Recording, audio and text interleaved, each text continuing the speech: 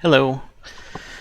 This is just a quick video of this red-white Turbo Taxes deck, Turbo Boom, whatever you want to call it, that I have come up with here. I just wanted to go through the deck real quick and then go through a game that I recently played, just so you can see how the deck functions. So there's it works off of land destruction as your disruption with Cleansing Wildfire, Boom Bust, and Ghost Quarter. Combine those with Leonin Arbiter, and your opponent's going to be pretty unhappy. In addition to that, we've got Quick Clocks. We've got Luminarch Aspirant, which starts out as a 1/1, but he grows really quickly every turn. And we also have Rabble Master, 3 of those. We've got Simian Spirit Guides to pump them out pretty quick. So we can play this one of a couple different ways. You're looking for one of these on turn 1. So the first option is kind of a Protect the Queen style, where you get out a Giver of Runes or a Judge's Familiar on turn 1. Typically, Protect the Queen, you think of Delver decks. So you drop down your Delver turn 1, and then you protect it with counter spells and other disruption. This one's a little bit different in that we do our counter spells or disruption turn 1, and then we drop our threat the next turn. So a little bit backwards, but it works nonetheless. The other option is just slam the threat. So Simian Spirit Guide allows us to drop either Aspirant, even Rabble Master turn 1, or Arbiter on turn 1 is also sometimes it's just an instant concede from your opponent.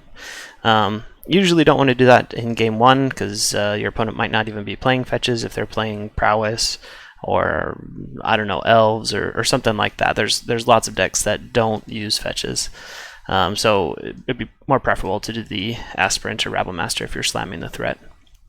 And then once you have your threat down, then the name of the game is Disrupt, Disrupt, Disrupt, whether that's removing creatures with your removal package or removing their lands with Boom Bust, Cleansing Wildfire, and Ghost Quarters.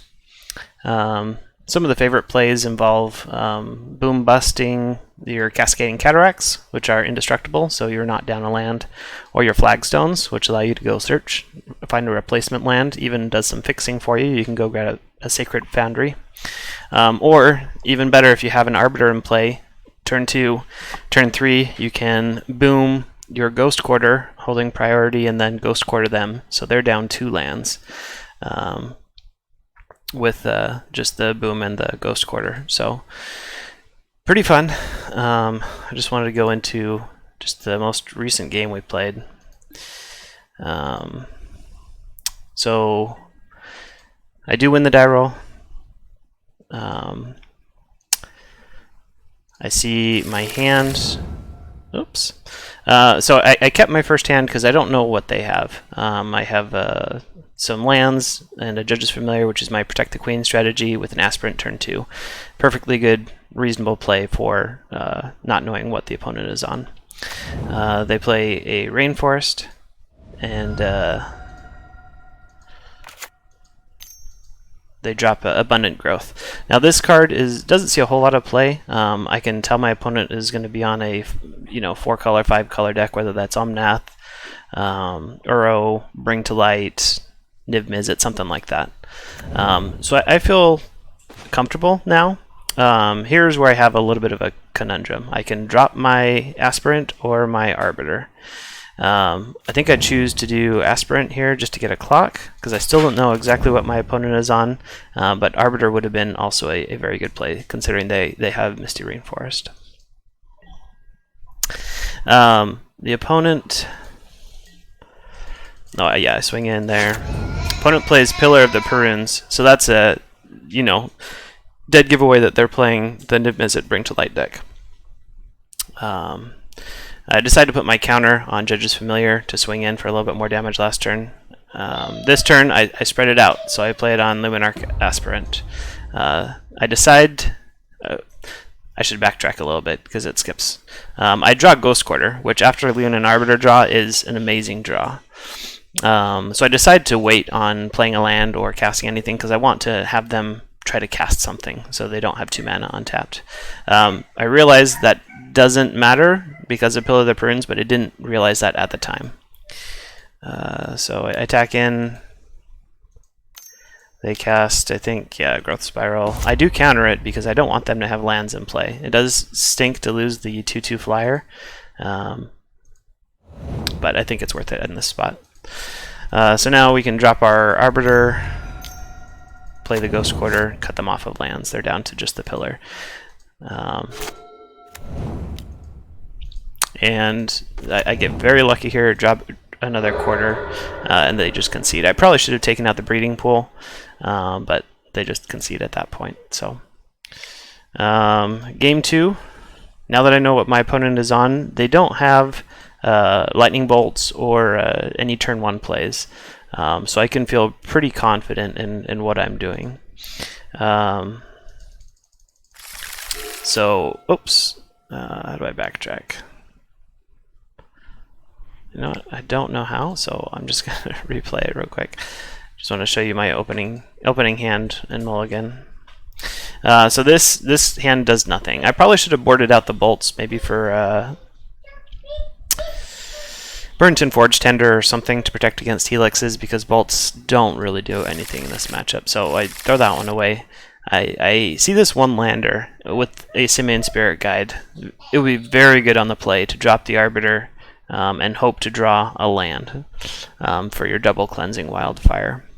I am playing against a deck that has to have 2 mana to cast any spells, though, so I do keep in the hopes that I draw a land. So he plays a Misty Rainforest. He doesn't crack it, and he is F6'd at this point, so I take advantage.